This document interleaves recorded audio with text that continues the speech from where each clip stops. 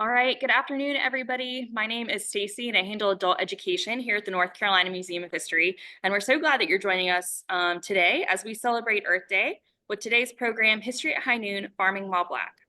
We ask that you please type any questions that you have for our guest speaker into the chat function located at the bottom center of your screen. At the end of the talk, our adult programs intern, Allie, will ask our speaker as many of your questions as time allows. You may notice that my background is a bit different today. In case you hadn't already heard, the museum is getting ready to undergo some major renovations, which means that we're actually having to move out all of our exhibits and our artifacts and our staff. So what you see behind me here is our Story of North Carolina exhibit, all packed up and waiting to be moved.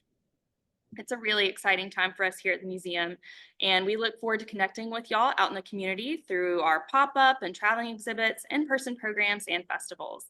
Just a reminder, you can always see where we're going to be popping up by visiting our website, ncmuseumofhistory.org, and clicking on the Events tab. So let's get started with today's program. It's my honor to introduce and welcome our speaker, Farming While Black's director, Mark Decena. Decena is a writer, director, and producer of award-winning feature films, television programming, web, and brand films. He is a three-time Sundance alumni whose work spans from narrative features to documentaries and shorts. Mark's first feature, Dopamine, won the Alfred P. Sloan Prize in 2003 at Sundance, and since then, Decena has built a body of documentary work that spans themes of social justice, sustainable design, and the environment. His previous work includes the Redford Center film Watershed, executive produced and narrated by Robert Redford, The Gates, funded by Stand Up Planet, using stand-up comedy to look at serious global development issues, and Not Without Us, following grassroots activists in the UN climate talks in Paris. Decena's latest film, Farming While Black, premiered at the 2023 Mill Valley Film Festival as part of the Active Cinema program. In addition, Decena is the founder of Cotent Films, a boutique production company based in San Francisco, housing a collective of award-winning filmmakers, producers, and creatives. So Mark, the floor is yours. Welcome. Thanks for being with us today. Thank you, Stacy. I'm going to share my document every now and then, but I thought I'd just come on and say full screen, say hello. Just a slight correction, our company is called Content Films, as in creating content, but with a K, because the C was taken when we were looking for a name. But yeah, I'm so excited to be here. I wanted to maybe first start off with just sort of setting expectations, because I'm going to start with this story about expectations. So yeah, I'm gonna be talking and showing clips for about 40 minutes and then answering questions, and I look forward to a very lively discussion. Currently, you can only see the film either by requesting a screening, hosting a screening, and we've had over 175 screenings across the country. We currently are doing that as our distribution method because we feel like sharing the film in person and having live discussions with local Black farmers, brown farmers, food sovereignty allies is a great way to have the greatest impact. So I'll tell you more about how you can host a screening afterwards, but as far as expectations, I'm going to start with a story because I was at a conference at one of our screenings. I was at the Eco Farm Conference, which is in Asilomar, California, and I was there at the conference. It was 2 or 3 days. The film screened on Friday night, and I was having lunch that day, and sitting next to a few folks. One of them was a Black farmer, and he said, "What are you doing here?" And I said, I'm screening a film." And he said, "Oh, really? What's the film?" I said, "Farming While Black." And he sort of stopped for a second and said, "You're not Black." And I, of course, said, "I'm not. I'm also not a farmer. But what I am is an ally and a storyteller. And I'm also not a historian. I know we're presenting at the Museum of History, but I hope to present this today in the realm of a storyteller, and I'll show clips and talk about the making of the film. But it's not my lived experience. I'm not a farmer. Maybe someday I would like to be. I sort of fall in love with the subjects and things that I do films about. But currently, I'll talk about it in the context of this storytelling, this film, Farming While Black. And one of the first things that I'm going to go back to my document. So hold on one second. Where did my document go? Sorry, hold on.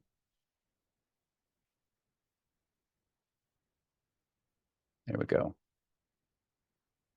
All right. So one of the first things that I get asked all the time is, how did you come to this story?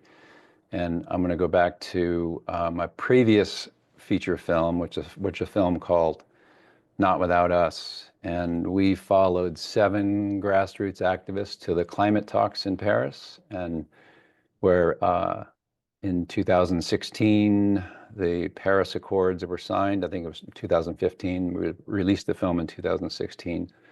But it was the first time that 192 nations signed the climate agreement, and trying to hold global temperatures down to 1.5 degrees.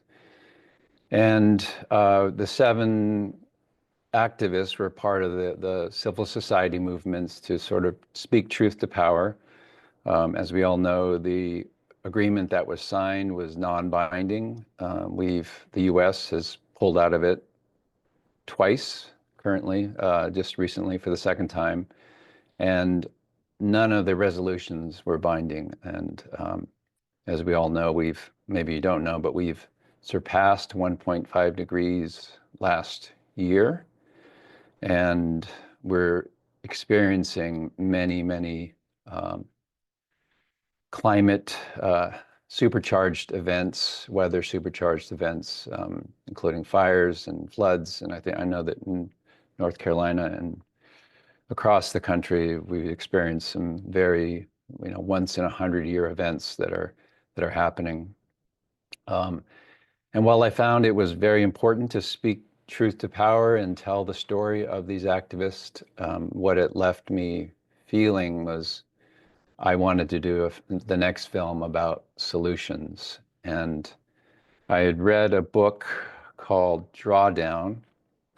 I'm still reading it every day almost, but it is a book that looks at the 100 top solutions to the climate crisis. And there are 100 top solutions, and it's agnostic and looks at everything from nuclear power to the number 6 solution is educating young girls. And so it looks at, it's a very comprehensive look. But what I was fascinated by was that if you took all 100 solutions and sort of put them into what were the most effective things, the things that rose to the top as a sort of a conglomerate of solutions, was 2 things. 1, changing the way we use land, and number 2, changing the way we grow food. So they could have a huge impact on the climate in those 2 things. And I would say they're big things. They're everything from, not clear cutting forests to make more room for cattle, which is happening in Brazil. But yeah, just changing the way we grow food, growing food in a regenerative way that doesn't release carbon into the atmosphere and put a lot of inputs onto the land that are polluting and not good for humans or animals. And in 2019, sort of deciding that I wanted to do a film about farming, I heard a podcast, and this woman, Leah was on her book tour for a book called Farming While Black. And she was passing through San Francisco, where I'm from, and was introduced to her. Well, I called her up and said, "Hey, you're here. We're fascinated by your story. We don't know what we don't have any plans for what an interview could bring, whether it be a short film or what, we didn't know. And she agreed to meet with us. And 3.5 years later, we ended up with a feature film called Farming While Black. And it focuses on Leah and her farm in upstate New York called Soulfire Farm. But we also highlight a couple other characters in the film as well. And I'm going to show you some clips from each one of those. But I'm going to start with the trailer. And this is Farming While Black trailer.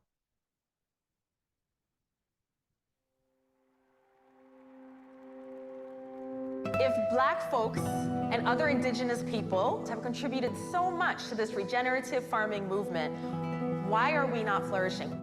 Today, 98% of the farmland is controlled by white folks. It's very challenging to create an alternative existence off of the land when the land itself is deeply commoditized. We knew it wasn't going to be easy. Historically, it's been really challenging to acquire land. I applied for a bank loan. They hung up on me. I would work every day and come home exhausted, and Jonah would have been out on the land, you know, all day by himself, building and farming. It was hard on our family. In city after American city tonight, thousands of people have once again taken to the streets. What happened with George Floyd and Breonna Taylor and so many others is to bring into the forefront race. My bill would end discrimination within the USDA, protect remaining Black farmers from land loss. That debt relief has been challenged by white farmers, saying that it's unconstitutional. White farmers, they're just suing to slow it down. And they're on the wrong side of history on this one. We can't wait, you know, we can't just sit around. We have to take matters into our own hands. We are uniting as one community and working towards a common vision of Black land sovereignty. We have nothing to lose but our chains. We have nothing to lose but our chains. We have our Soulfire Farming Immersion, which brings together Black, Indigenous, and other people of color.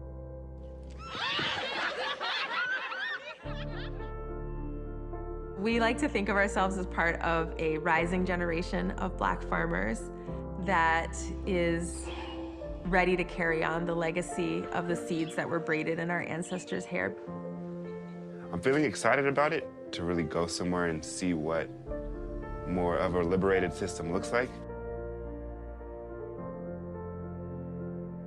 Our generation is realizing that a piece of our culture and a piece of our souls was left behind. And we're now in a position to go back. We may have historically left the land, but the land never left us. We're of the dirt, all of us, regardless of what color or creed we are, of the dirt.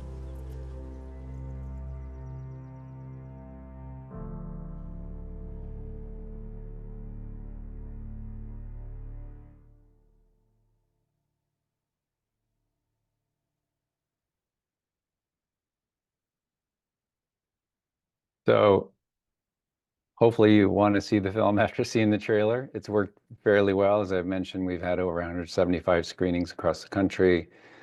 We had over 70 during Black History Month, and I think we're up to, no, we had over 20 over Black History Month and over 70 screenings up to this date. So I just saw a comment, what a beautiful trailer. It is, and you know, it's definitely a team effort. I stand here as a director and one of the producers of the film, but we have a small team behind us. My wife, my partner in life and film, Liz Decena, is the producer.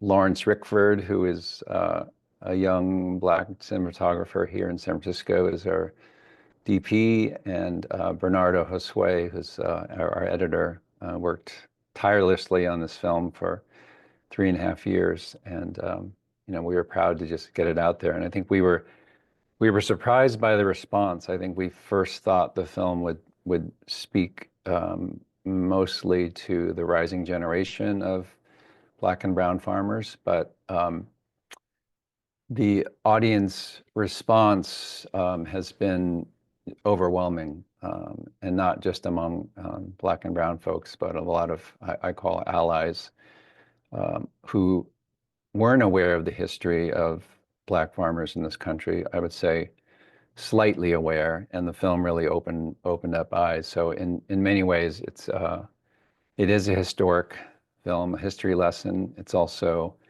a Trojan horse climate film, because we talk about regenerative Afro-Indigenous farming techniques as a way to fight climate change. But it's definitely a film that, as I do a Venn diagram of all the things I've been very interested in, it crosses social justice as a circle, economic justice as a circle, which I'll show a clip later where Blaine Snipstall, one of the characters, talks about the economic system that industrial farming has created, and then also environmental and climate justice. So those three circles, sort of that middle is justice on those three realms, and it's been very gratifying. I feel blessed to be able to tell this story through these characters' eyes. And storytelling, it's different than just listing facts and, sort of just telling people what facts are. There's a huge part which is character development. So a good part of the film, it's a 75-minute film, does delve into the development of characters, which audiences get invested in characters and I guess fall in love with them as well, because then once you like a character or relate to a character or respect a character, then the message they deliver is more accepted. So I'm going to go back and show a clip now. Sorry,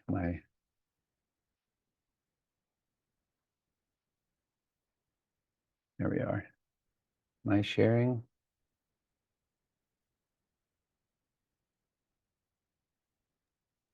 Yeah, it's not coming through. Oh, there we go. Perfect. Okay. Thank you. We did all this rehearsal and there's still little things that pop up technology-wise. So this next clip is introduction of Leah and her very close sister, Naima Penniman. And I'll play this clip here. Hold on.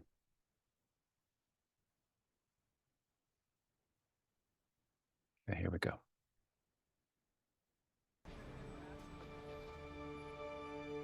Ashburnham was a tough place to grow up in a lot of ways because it was an almost all-white community. We were 3 brown kids and we stood out, and so we experienced a lot of bullying and alienation and social difficulties. We weren't welcome. From the very first day of starting kindergarten, there was one child who said, "Brownies are not allowed in this school." There was an explicit prohibition against dating white people upon threat of violence, both from other students and from parents. There more than once when I walked into an honors class in middle school or high school, I was told where the remedial class was. Mind you, we both were valedictorians, so we belonged in the honors class, just want to be clear. We get made fun of for our untamable hair, for our complexion, for our hand-me-down clothes, for our obsession with earthworms, and all these things that were, deeply part of our identity. I was very shy as a child, except in instances where I witnessed something that felt unjust or unfair to me. And then all of a sudden I could feel a powerful voice roar out of me. And it wasn't until I turned 18 that I was ever exposed to poetry that really touched and moved me, that felt like I could relate. For me, writing poetry has come different ways. Sometimes it just feels like the channel's open. I'm like, I need a pen, I need a recorder, because it's just the current that I need to capture. So The first time I performed, it was in the potato patch at Many Hands Organic Farm. That catapulted me into really wanting to explore more and more ways that I could use my poetic voice in alignment with the movement building work and community organizing work that I was also doing. While on tour with Climbing Poetry, art is the antidote to destruction. Freedom is ours. The power of the people is louder than the evil, deceitful and coward. People in power, all power to the people. It's the hour of the peaceful. Freedom is ours, yeah. Freedom is ours. Okay, great. And one thing I want to note there, as you start to see in the film, that another character that we highlight quite a bit is the land. Land was such a beautiful character to highlight, and we were inspired by the film Tree of Life by Terrence Malick, and just sort of making that sort of dreamlike state of memories come to life through the land, because just the connection to the land was a very, very important theme in the film. Mark, I'm next- sorry to interrupt you, but the slide is not full screen. I don't know if that. Just want to let you know. We can Okay. see it, just not full screen. All right, hold on. Let me fix that.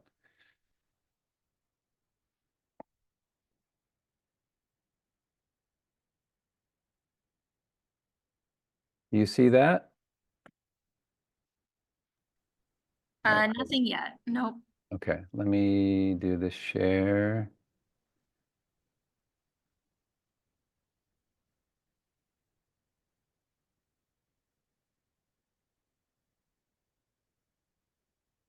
Okay, now I'll go full screen. Sorry about that. So this next character I want to highlight is, her name is Karen Washington. She is known as the godmother of urban gardens in New York City.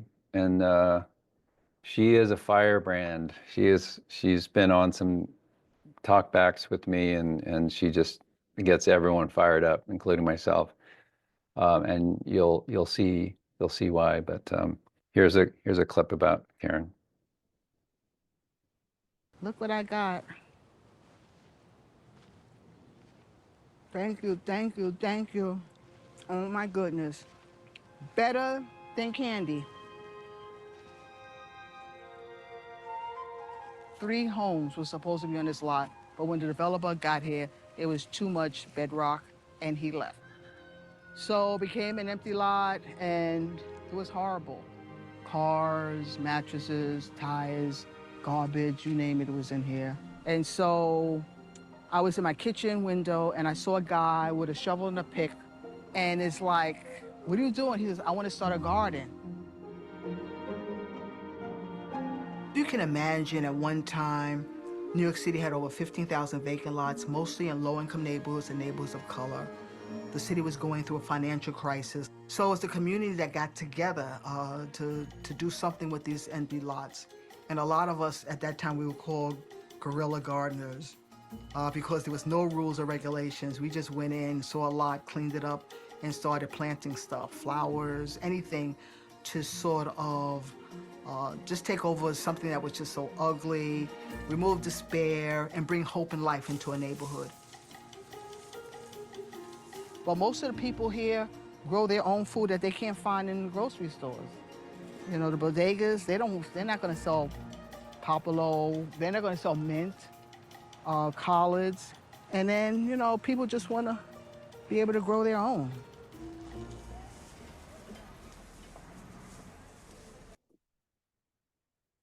And that has been a big part of our impact campaign. And we realized it's not, just wanting to create more farmers that work on farms, but urban gardens and community gardens are a huge part of our distribution plan. We've had screenings in community gardens across the country, and I love screening not only for folks, but also for the tomato plants and collard greens that are in the gardens.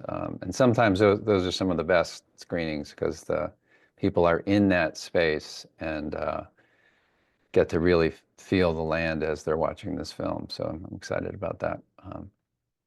So the next clip is introducing, well, it shows Blaine Snipstall, who I actually met for the first time in Barcelona. We are at a systemic change conference. I mentioned economic justice, and this conference was kind of a new economy conference. And Blaine was there as a speaker, and I ended up interviewing him, and sort of unbeknownst to me, and that he was connected to Leah through an article that they had written in a magazine. And so, I mean, that's one of the magical things about doing a documentary is sometimes you don't know where things are going to go or who's connected to who. And Blaine was connected to Leah and an inspiration for her in writing her book. And of course, you know, Karen, we met through Leah. She's kind of we call her Mama Karen. She's an elder who considers Leah her daughter. But Blaine is based in Maryland, Brandywine, Maryland, and he is a farmer, but he has also started a construction co-op, and they build infrastructure for farms, timber frame structures for farms.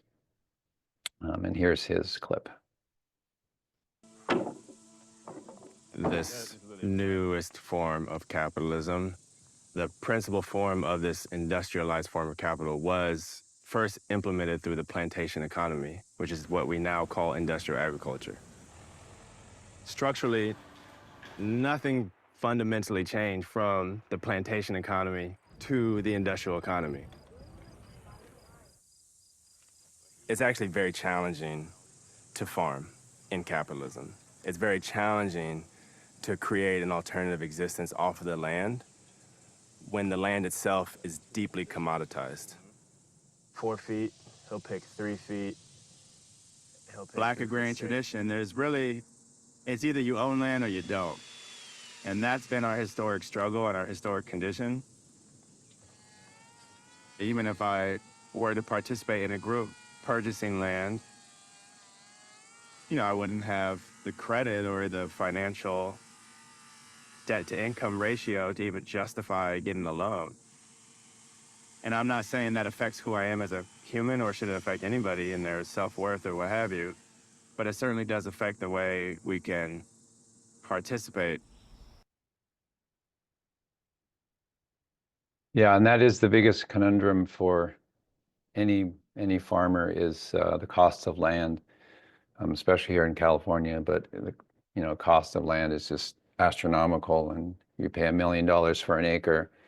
There's no way that you can make that money back doing farming. So I won't spoil the film, but one thing I'm very proud of is the film does highlight how there are alternative ways that farmers can acquire land, and we were lucky to be able to highlight a few of those in the film. I had mentioned that the film is a Trojan horse climate film, and that's one of the things, a theme that we wanted to bring out.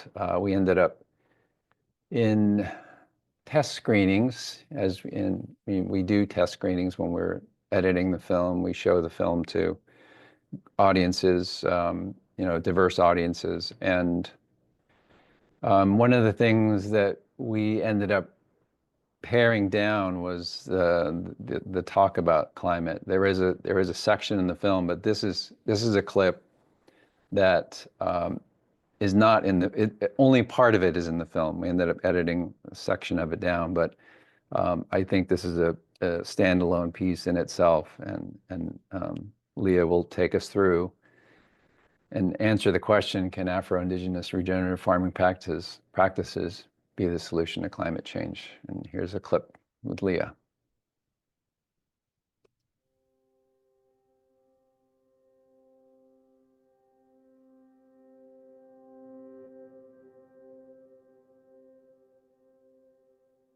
I do think that carbon trading is a false solution. As soon as you see that word net carbon, that's when the alarm bells should go off. We need an overall carbon reduction, not a net carbon reduction. So it's not about the affluent getting to buy the ability to pollute. It's about every single industry taking responsibility for reducing its emissions, including in agriculture.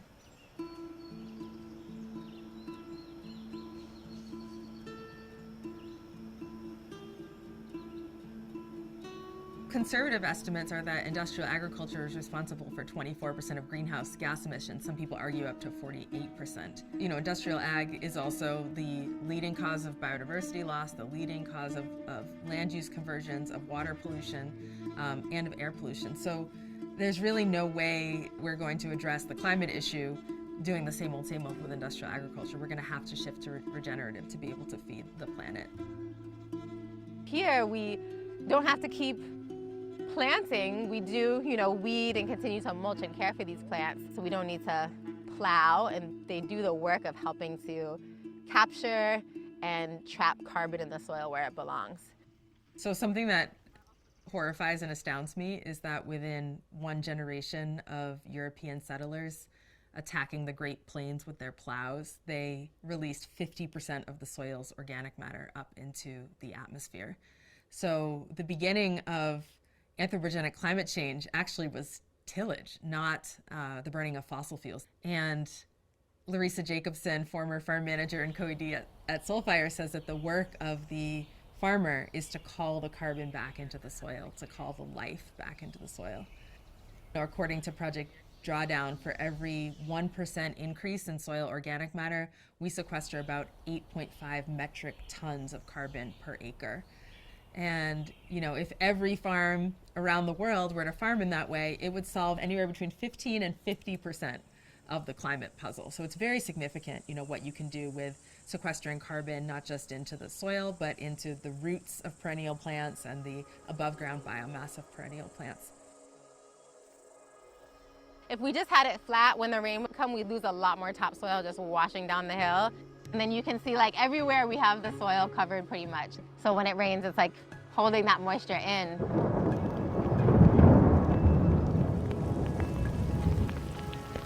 Something that's also significant is when we do these climate mitigating practices, they not only help us do our part around soil carbon sequestration, but they make us more resilient as the climate changes.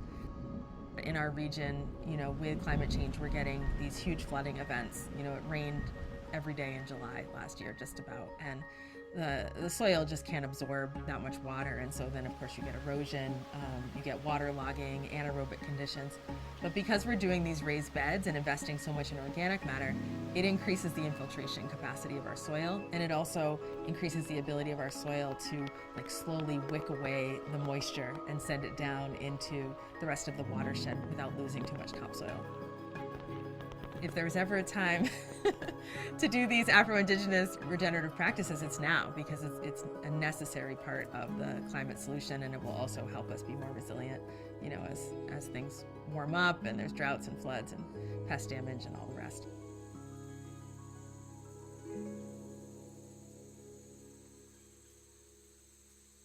One of the amazing things about Soulfire Farm is, it looks so rich in soil and growing plants, but it took Leah and her husband and their team 4 years before they could grow food. They bought the land, fairly cheaply, didn't realize that all the infrastructure costs had to be put in place, and the soil was mountainside, so it was highly eroded. And in the film, she talks about they were told it was the lowest possibility of growing food. But it took them 4 years to build the soil up by using these regenerative techniques of mulching and building these mountainside techniques to hold the soil back. And when you first come to the farm, it's hard to believe that that they had to build this thing from scratch. But it's an amazing technique, and the film shows that struggle. I have time, I think, for one more clip. I wanted to show this next clip because we just announced that Farming While Black is now going to be available for educational licensing on New Day Films, which is a co-op distribution group. And we're excited about that. We have been doing public screenings at universities, but now we'll be offering licensing to use in classrooms. I think museums possibly too, if a license wants to be acquired for that. But I think we're holding back on libraries for the time being. But to announce our educational release, we did a online screening of the film, and then which was followed by a panel discussion that was incorporated all the characters in the film and was moderated by Conda Mason, who was a Black farmer who was from the Bay Area, but now she's starting a rice farm down in Louisiana. But I wanted to show this little clip and get you all excited about educational licensing and telling all teachers and school librarians to pick up the license at New Day Films. But here's an excerpt of our 1-hour panel with our characters.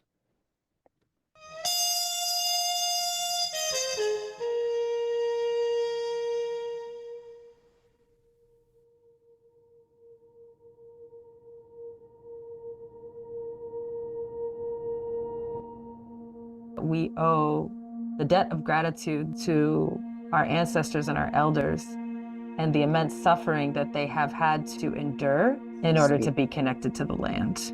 And that fortitude has granted us the tiniest bit of spaciousness to dream into another possibility. We are here for service to the ancestors, service to the future, and to spirit, and that through nature, I can actually perform the greatest act of love. And that is how I landed in agriculture. Agriculture as a way of healing the planet. And when we talk about regenerative agriculture, this is something that our ancestors and indigenous people have been doing for so long. The aspiring farmers coming to us were also wanting to talk about spirit, talk about the connection to land, to ancestry, to justice. And that's so inspiring to me and actually really gave me permission to show up as my whole self. Our ancestors worked to the bone. We as descendants did not inherit any wealth, but what we did inherit was time. They put in time. And in that time, we now have that time to dream of possibility. This is a moment in time where we have to understand what's important. Where is the prize? The prize is our community, having our people coming together. Let's think about our relationship to land, food, and nature. The land is like a moving canvas. Subtly in the film, because it is so visually stunning, it allows the artistic nature of the mystery of the things that we're all a part of to just be this subtle but like ever-present backdrop. Art is life, and if we don't have the joy, it's hard to keep moving. And this film presents joy in a very dynamic way. We're joyous.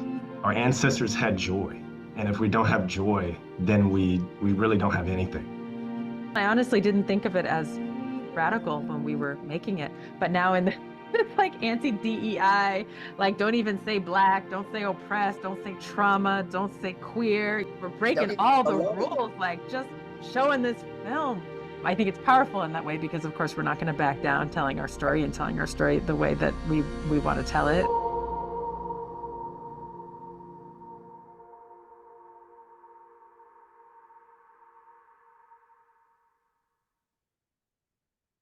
I love that piece.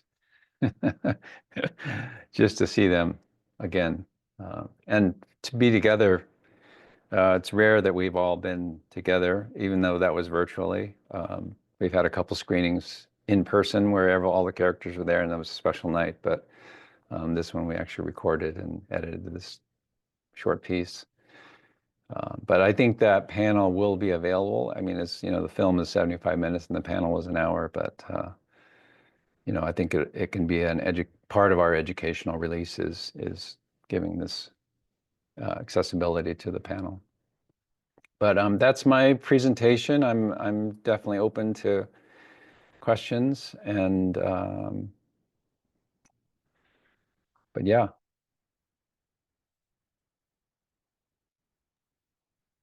Hey guys, so my name's Allie. I'm Stacy's intern here at the Museum of History, and we're gonna get into our Q&A. So if you have any questions, just go ahead and drop them down in the chat box below. But we have one right here, and then I actually have one for you, Mark. So the first one is from Mary Beth, and they ask, does your film touch on any part of farming in North Carolina?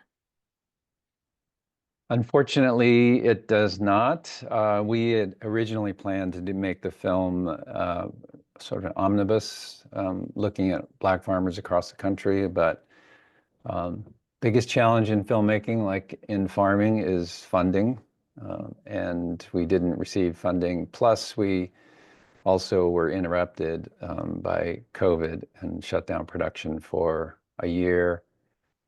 And within that year, we had to make some hard choices, and so we focused on Soulfire and Leah and her team, but we found that the sort of connections with Blaine and Karen and the Federation of Southern Cooperatives in Atlanta were enough for us to tell the story. But we have been enticed with trying to do a sequel, or perhaps doing a series, in which we would love to do.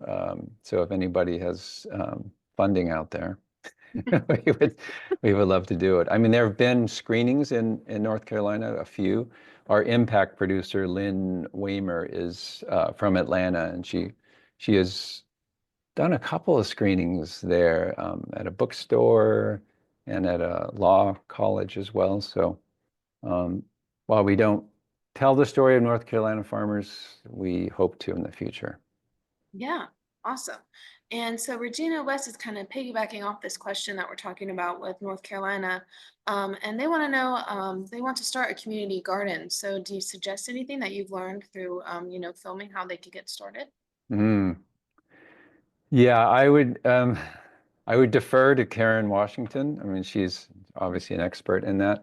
But I think there are lots of local resources around, because I'm sure there are lots of community gardens in the area. And sometimes I know that begins, again, challenge of getting land and area to do it.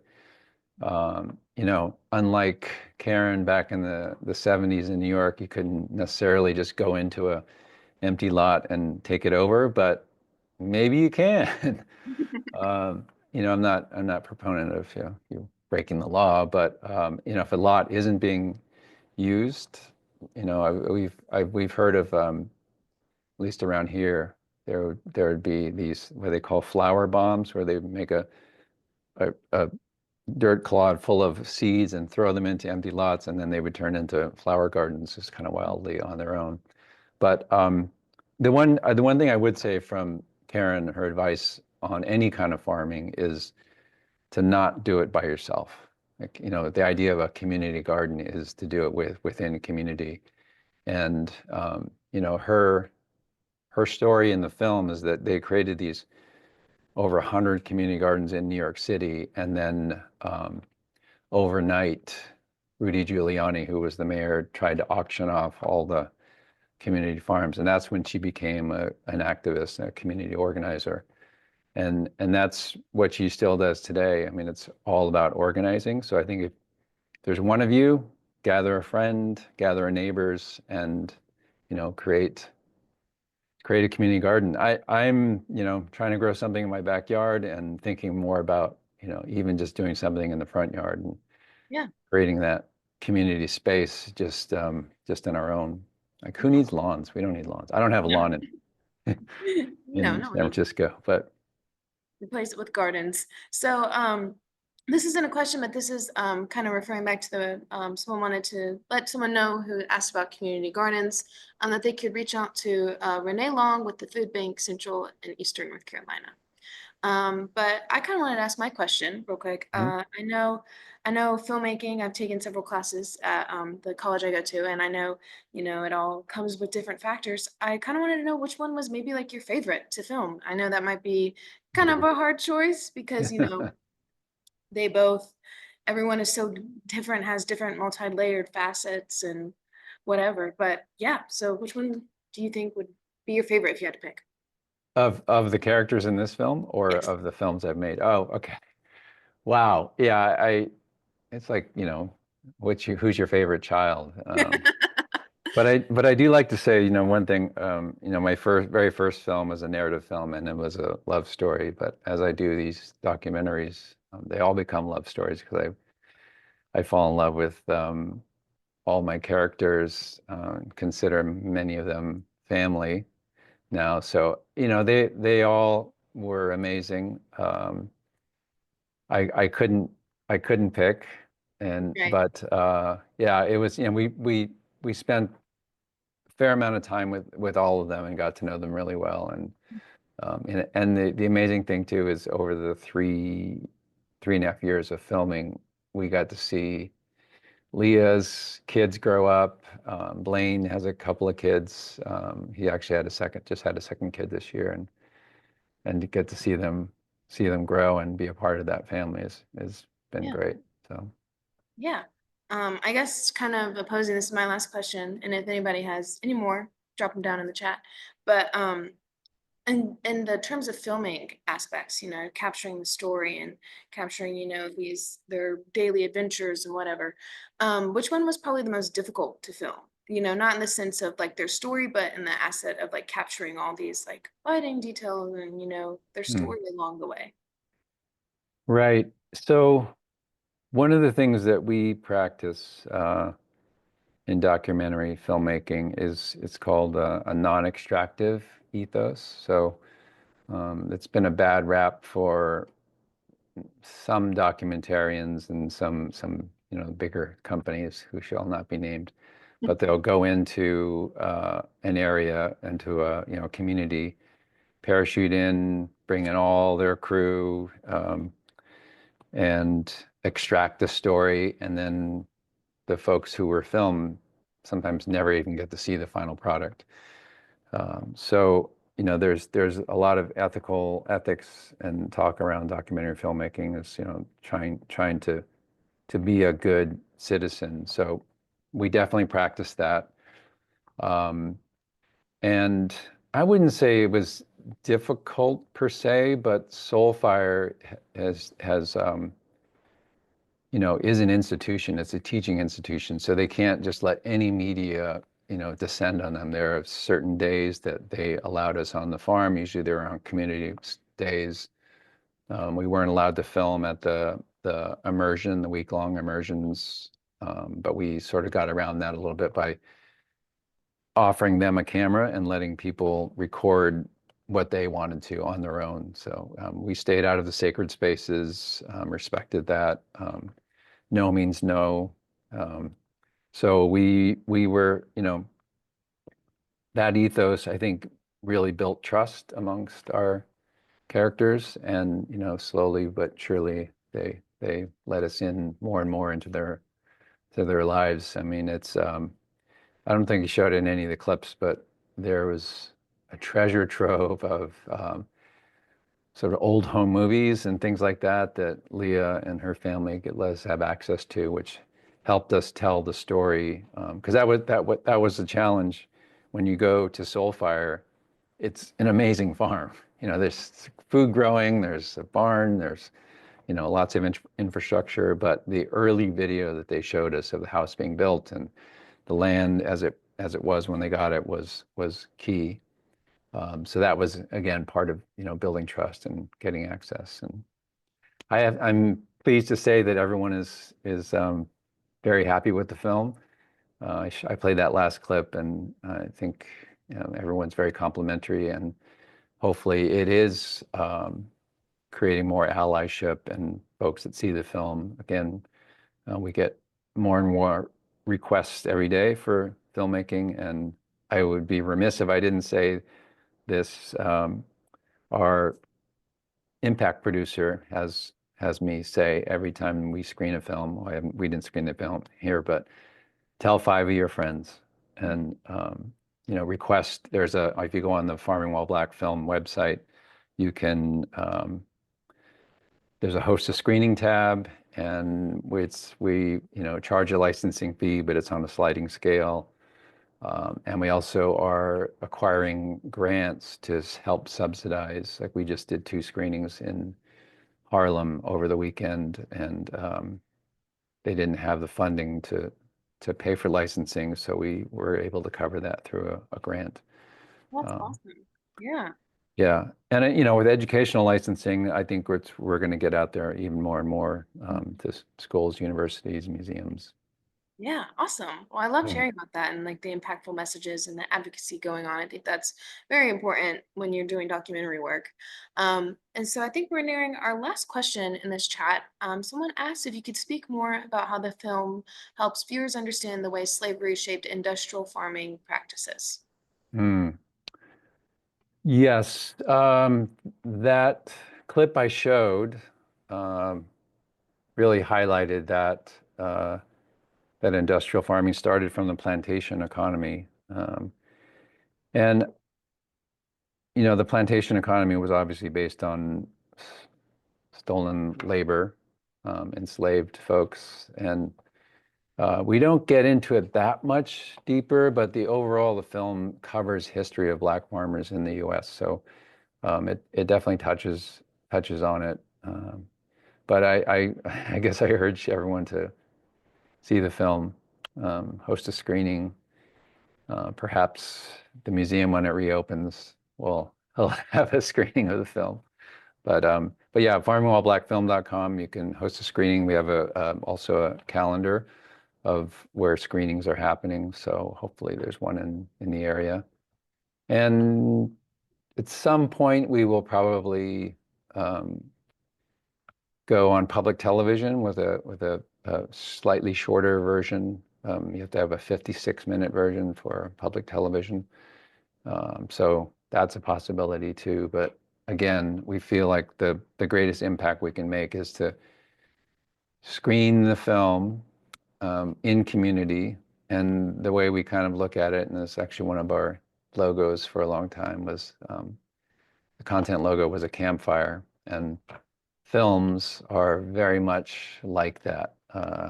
You know, we gather around the fire, we talk about, we have a shared experience, and then we talk with each other and connect.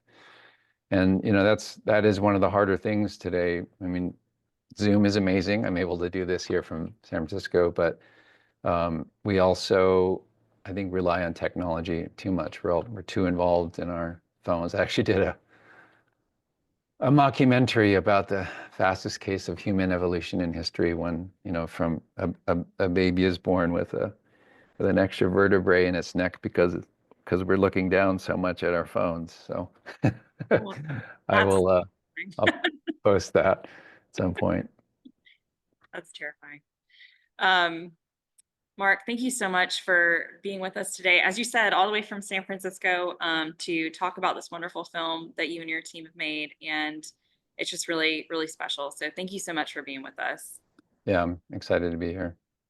And thank you to all those of you who joined us today from our packed up, getting ready to move space. We hope to see you at our next program, which will be virtual History at High Noon, learning about history from our historic places.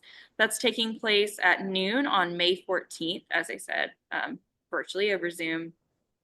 Before we sign off, it's our long-term adult programs intern, Allie's last program with us. For those of you who've been with us for a little while, you'll know that Allie has been here for a long time, and we are so sorry to see her go, but so excited for her next adventure. So we would like to thank her for all of her hard work that she's done with us. Also, we hope to see you guys soon. And as I said, you can check out where we'll be popping up on our website, ncmuseumofhistory.org, and click on that events tab. And we hope to see you soon, whether it's virtually or in person. Take care, everybody. Thank Bye. you all. Thanks. Thank you.